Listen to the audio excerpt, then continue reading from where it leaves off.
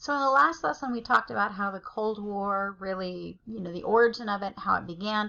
And now we're going to talk about in America, really in the late 1950s and the 1950s itself, how the Cold War really kind of heats up here in the United States and tensions heat up between the United States and the Soviet Union. And so let's get started talking about that.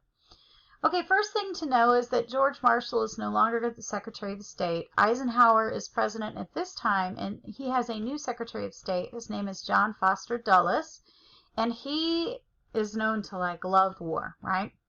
And also to note, 1952, the United States creates and explodes the first hydrogen bomb, much more destructive than the atomic bomb itself. But John Foster Dulles believes in this policy. He wants to update the containment policy to something called massive retaliation. And that idea obviously meant that if the Soviet Union were to be aggressive at all, that we would retaliate with huge force. And so that means the United States gets away from conventional weapons like, guns and tanks and spending money on that. And now all money is forced on this spending on nuclear weapons. Our nuclear warheads grow to 18,000 in the 1950s. This idea of MAD, or mutually assured destruction, and the USSR becomes much more cautious. Or they became cautious, we became cautious of each other. But one of the things that happens internally here in the United States is that children are taught duck and cover drills. And there's a great video you need to watch. It's Bert the Turtle, if you haven't seen that one before. And that's on your module, so I encourage you to watch that. And that is like a 2-minute video, but that's what they showed school kids. And as you can imagine, that was terrifying, I'm sure, to them. The other thing that happens is people begin building bomb shelters. And so, there, I'll show you a clip of this here, but this is an example. This is what kids look like practicing their duck and cover drills. A lot of students these days equate it to the active shooter drills. They're terrifying, right? And so it's kind of like during that time period, this is really what was terrifying to them.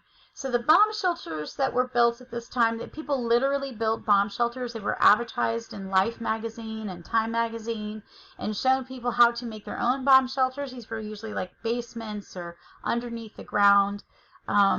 Or, you could hire a company to do this.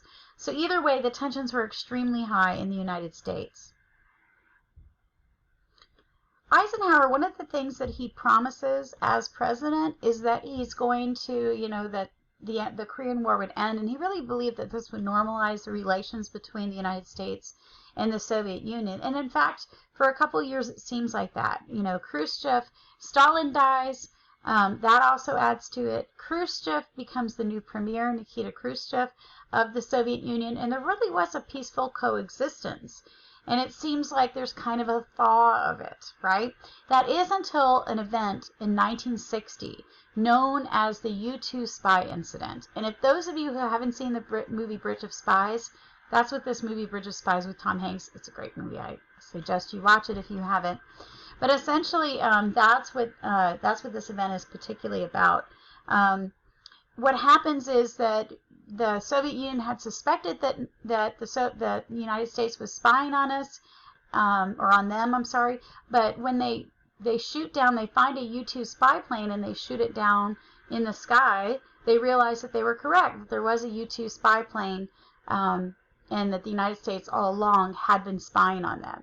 Now, I really highly encourage you to watch the U-2 incident video that I put on the module, because that's really going to explain it well, because I probably didn't do a great job explaining that to you guys there.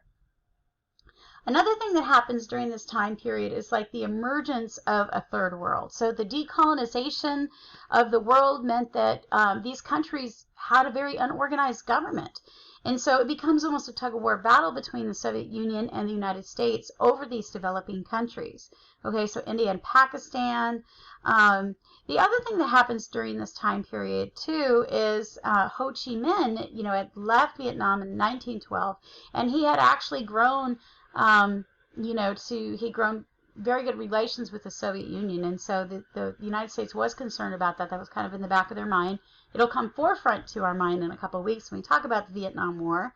But interestingly enough, when he wanted to create a nationhood for North Vietnam, he models it after the Declaration of Independence, because they wanted to get their independence from France. So I find that kind of ironic too.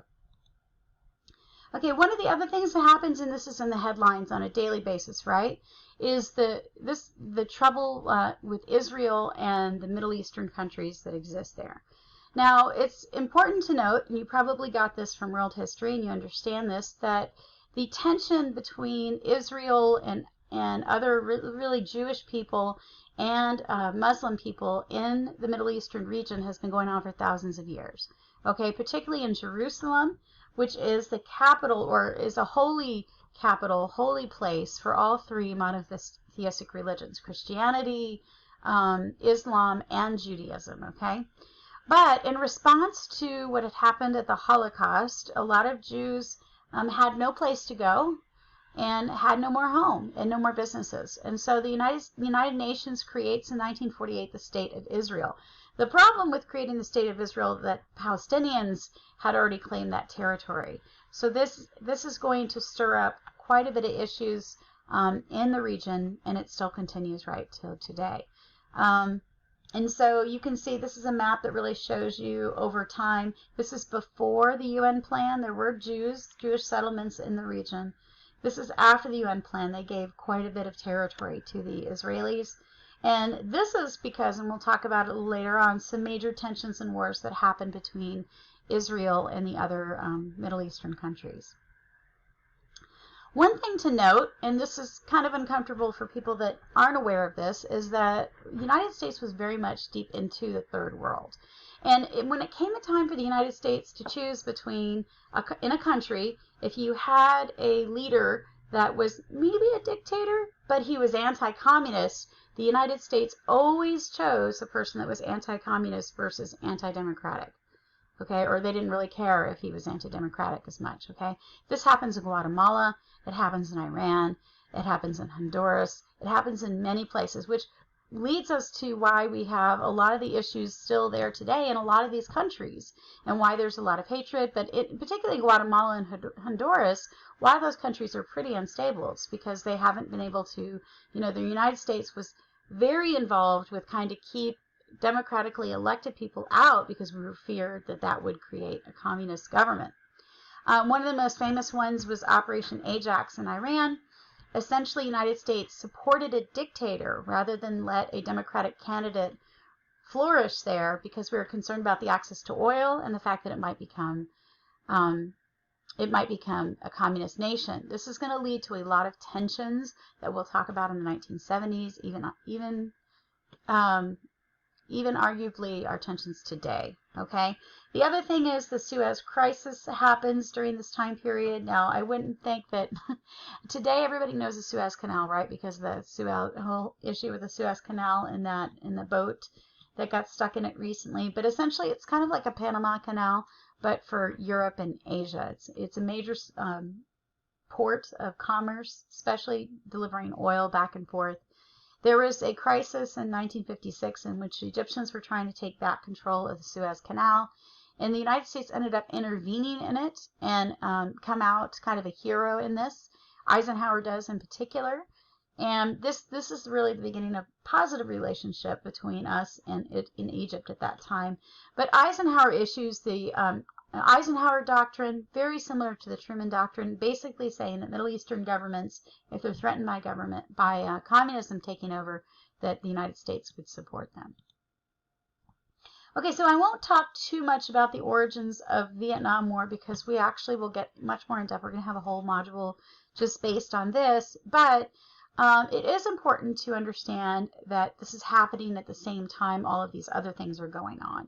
The French, believe it or not, wanted to keep control of Indochina. So Indochina is this whole area right here. This is Vietnam, Cambodia, and Laos. And this is in Southeast Asia. And of course, they wanted to keep control of that area. In the United States, just like I mentioned before, was much more interested in being anti-communist than they were about being pro-democracy at that time period. And so we actually support the French in keeping it their colony, and we don't put any boots on the ground for them. At that time, we will later on, but 4/5 of the cost of the war, the United States footed. Okay? The Vietnam is divided into two, because apparently they thought that was a good idea, North and South again, just like in Korea. And the leader, there's an anti-communist leader in the South. Now, this is important to note too, because he was actually very corrupt, probably very anti-democratic, but he was also anti-communist. Again, I can't stress this enough that was the thought. Now, Dien's government, keep that in the back of your mind, because that's going to undermine what happens during the Vietnam War and why the Viet Cong really rises in the South Vietnam so much. Here's like a cartoon description if you want to know a little bit more about it, and I didn't give you much information on it yet because we're going to talk about it later. But if you want to pause it and read through that, you can do that.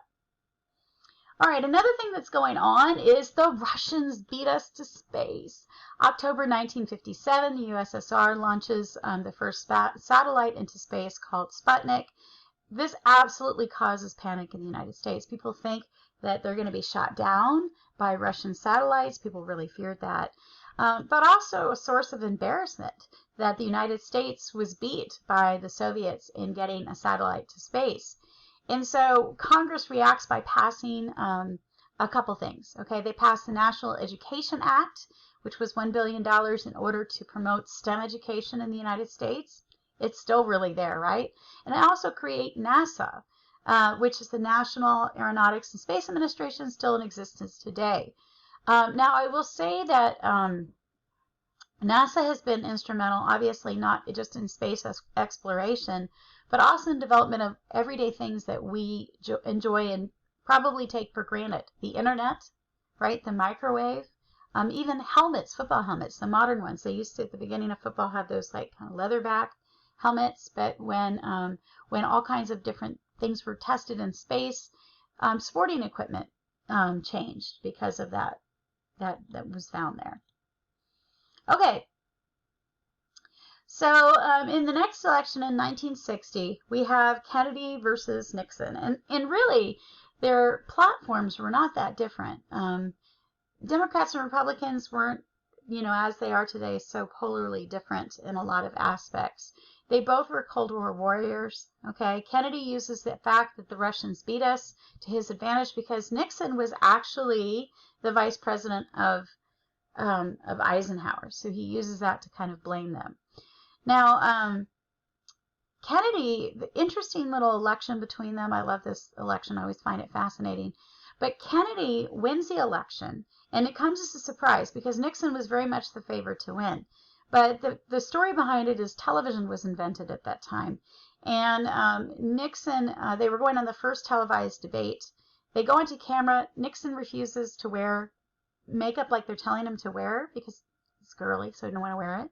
Okay, but Kennedy wears it. Now, if you don't know why you wear makeup on the set, it's because if not, with the lights and everything, your face is washed out. So Nixon appeared very washed out and old and sickly at the time, and Kennedy appeared dashing and handsome and flush. And so he wins the debate, on a television debate. Ironically, people that listened to it on the radio actually thought Nixon won, but because it was televised and television was the premier method of communication by this time, Kennedy wins the election. Now, this is going to plant the seeds for Nixon's anger later on, so that's important to kind of note also. So Kennedy does not live long, as I'm sure you're aware. He is president for 3 years until he's assassinated in 1963 in Dallas, Texas. But he was very much an inspirational leader. He very much focused on the common good. Ask not what you can do for your country or your country can do for you. Ask for what you can do for your country. Very famous quote that he says. He establishes the Peace Corps. But it's important to note, he did believe in civil rights, but that wasn't his primary focus. His primary focus is definitely the Cold War. And he views things through the idea of a Cold War. Now, one of the biggest events that happens during his presidency was the Bay of Pigs invasion. Ironically, it wasn't his decision. This decision to invade Cuba was actually the decision of Eisenhower in his administration. But it went through during the beginning of Kennedy's presidency, and so he takes the brunt of this. So what happens is in 1959, Cuba is government is overthrown by Fidel Castro. It becomes communist. They align themselves with the Russians.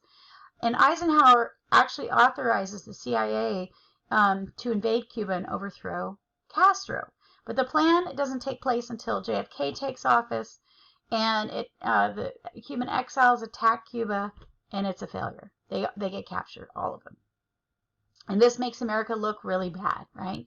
But interestingly enough, Kennedy took full responsibility for it, which is really refreshing in today's time period to listen to somebody take responsibility for something that happened. So this leads directly to the most tense time period of the Cold War, which was the Cuban Missile Crisis.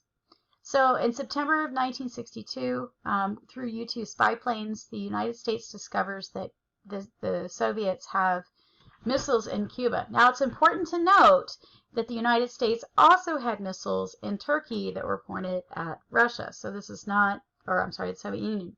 So this was almost a tit for tat, really. But because of this, JFK sends Navy to create like a blockade from stopping the Soviets from bringing in any more missiles. This creates 13 of the most tense days in American history. Schools around the country, many of them were closed during this time. We thought we were going to go to nuclear war. It was like a ginormous game of chicken. And they very tense. They thought we were actually going to go to war, almost do go to war. And but right at the very edge of it, Khrushchev and JFK have a secret meeting, and they call it off, right? They call off the giant game of chicken. So what this really does, what comes out of this, is JFK himself looks like a very mature leader. He doesn't back down from Soviet threat, but he doesn't also cost millions and millions of lives. Okay? Khrushchev and JFK moved more towards something called détente, which we'll talk about more when we talk about Nixon. And in 1963, the United States, Great Britain, and USSR, they sign a nuclear test ban treaty to eliminate nuclear testing, which is going to make a big difference in a lot of places because of the radiation, because of it. Okay, and the last thing is the Berlin Wall.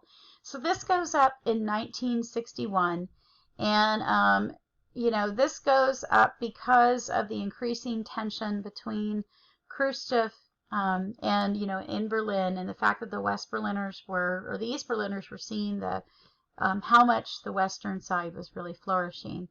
And this becomes like a symbolic physical divide between communism and the free world. And when this goes down in 1990, okay, it starts in 1989. I was junior in high school.